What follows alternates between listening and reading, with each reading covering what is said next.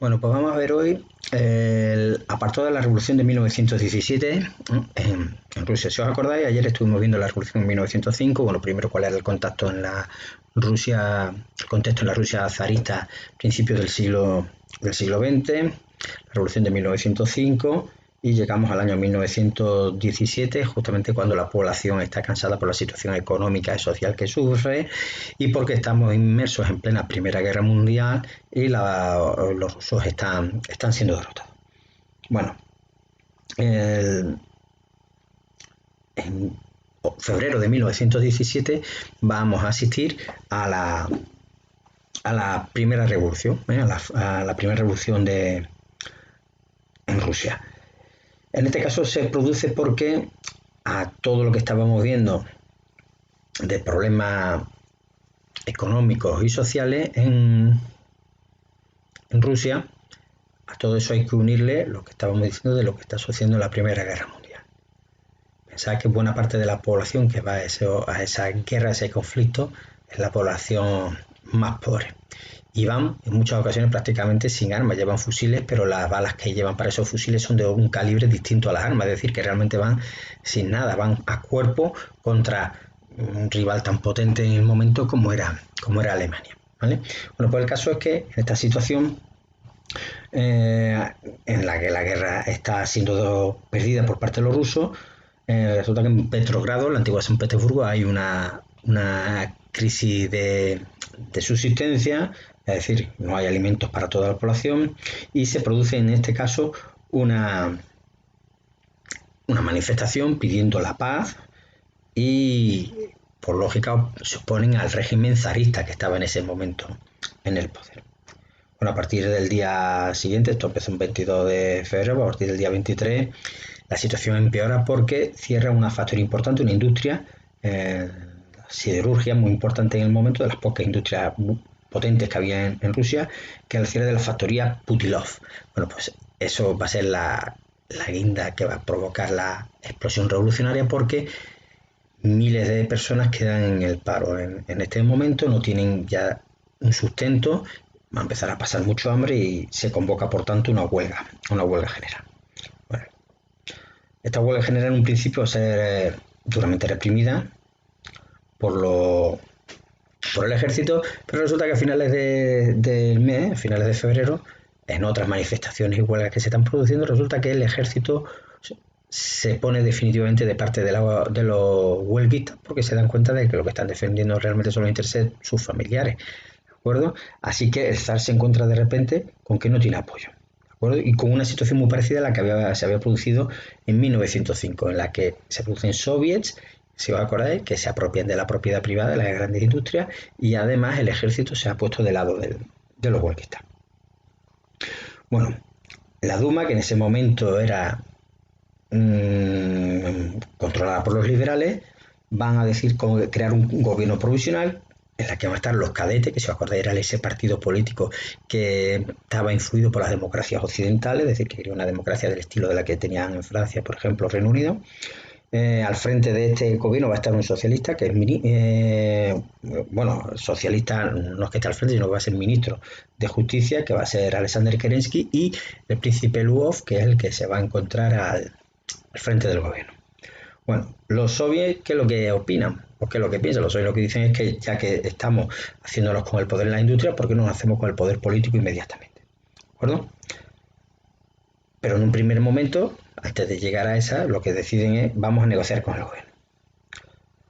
El zar, Nicolás II, viendo cómo está la situación, viendo que se le va de las manos, que el ejército ya no lo apoya, que buena parte de la población tampoco, pues decide abdicar y a su hermano, que era quien le correspondía el cetro, el duque Miguel, decide también rechazarlo. Así que en ese momento termina el poder en el trono de la dinastía de los Romanov, que eran los que en ese momento tenían el poder.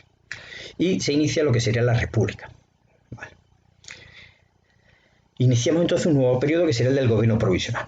El gobierno provisional, lo que vamos a ver es que tenemos realmente dos poderes. El gobierno provisional, que hemos dicho que estaba bajo el poder, o sea, bajo la esfera del príncipe Lvov y de Kerensky como ministro de Justicia, pero luego el otro poder, el alternativo, el no oficial, el que estaba bajo las órdenes de los soviets, que controlaban las grandes industrias rusas. Bueno, como ese gobierno del príncipe Lvov era los cadetes, ¿no? Si os acordáis que lo hemos visto, eran influidos por las democracias occidentales, pues lógicamente lo que pretende es dar ciertas libertades al pueblo, libertades y derechos.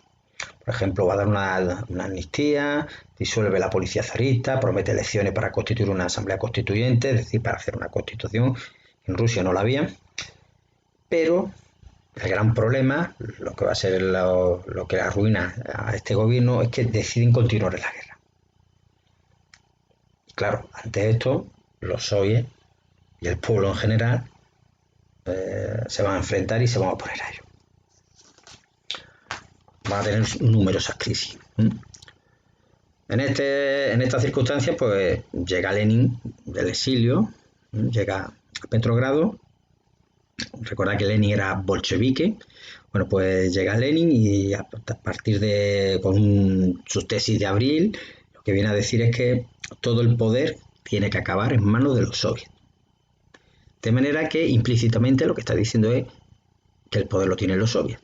O sea, el poder lo tienen los soviets y se rechaza el gobierno provisional manejado por Lvov y por Kerensky. ¿Vale? Además critica lógicamente esa obsesión que tiene el gobierno de Lvov de mantener a Rusia en la Primera Guerra Mundial. Va a tener un lema, pues como todos los políticos del momento, para atraerse a la población. El lema que va a tener Lenin y los bolcheviques va a ser pan, paz y tierra. Pan, por la falta del mismo que tenían las clases populares; paz, porque se iban a salir de la Primera Guerra Mundial; y tierra, por el reparto de las propiedades pertenecientes a la Iglesia Ortodoxa y a la nobleza que se iba a hacer entre los campesinos. Es decir, que con esas tres palabras se estaba trayendo prácticamente a toda la población rusa. Mientras tanto, ¿qué es lo que hace el gobierno provisional ante la llegada de los bolcheviques, de Lenin y de todas estas promesas que van haciendo? Bueno, luego lo que van a hacer es un gobierno de coalición entre cadetes mencheviques y eseritas, pero que al final resulta que se ven desbordados porque le están pidiendo la independencia a los finlandeses, los polacos, los ucranianos, y a todo esto unirle los problemas de manifestaciones y huelgas y demás que tenemos de los obreros en las industrias, más los campesinos, porque ven que no están habiendo reformas de ningún tipo. Bueno, pues resulta que seguimos con la Primera Guerra Mundial, que Rusia sigue la ofensiva pero sigue fracasando. Los bolcheviques van a intentar con Lenin un primer golpe de Estado, pero en esta ocasión el ejército y los mencheviques consiguen pararlo, apoyando al gobierno provisional. Lenin se tiene que marchar, tiene que emigrar a Finlandia, y como consecuencia de todo esto, Lvov acaba dimitiendo y entregándole el poder a Kerensky, el que era, hemos visto, el ministro de Justicia. Bueno, durante este verano, ¿qué es lo que ocurre? Bueno, pues lo que ocurre es que los bolcheviques aprovechan, ya que está Lenin en el exilio, para hacer un programa electoral, un programa político para atraerse a buena parte de la población. En ese momento hay un militar, un general, que defiende la vuelta del zar a Rusia, Kornilov, que va a intentar dar un golpe de Estado.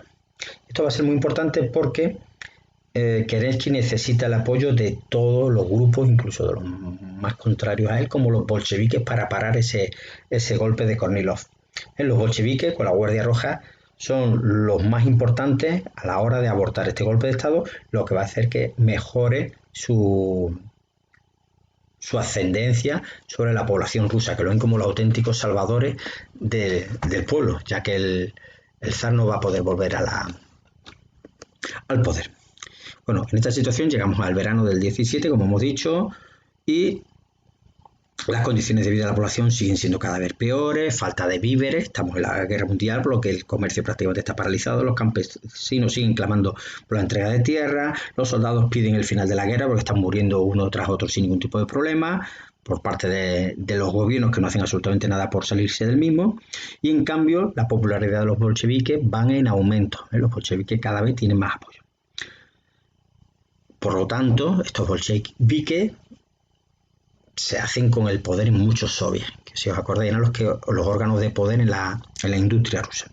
Bueno, Lenin regresa el 9 de octubre de ese exilio que había tenido en Finlandia y decide que en este momento hay que llegar a la insurrección pero armada, es decir, a partir de ahora con la violencia.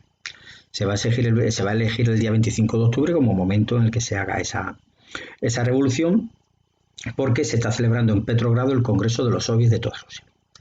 Bueno, quien preside y quien organiza toda esta revolución va a ser Trotsky, que después va a ser purgado, ya lo veréis más adelante. La noche del 25 al 26 de octubre, Lenin con los bolcheviques apoya los principales puntos estratégicos de la ciudad de San Petersburgo, como las centrales telefónicas, los bancos, las estaciones de ferrocarril, e incluso asaltan el Palacio de Invierno donde estaba el gobierno provisional de Kerensky. A la vez, si os acordáis, se estaba reuniendo en un congreso todos los soviets de Rusia. Y en ese congreso se hace con el poder los bolcheviques. Importante. ¿Por qué? Porque los mencheviques, que si os acordáis era el grupo minoritario, y los socialrevolucionarios abandonan ese congreso. Y en el momento que lo abandonan, los bolcheviques están en la nuestra, estamos nosotros, votamos que somos los que nos hacemos con el poder de los soviets y a partir de ahora aquí se hace lo que nosotros decimos. A este nuevo gobierno, de este nuevo soviet que se crea, se le va a llamar el Consejo de Comisarios del Pueblo, ¿vale? Que es presidido por Lenin con Trotsky como mano derecha del mismo. ¿Vale? Bueno, pues lo dejamos por aquí. Ahora os mando qué actividades tenéis que hacer para ir repasando este tema de la Revolución Rusa. ¿De acuerdo? Venga, hasta mañana.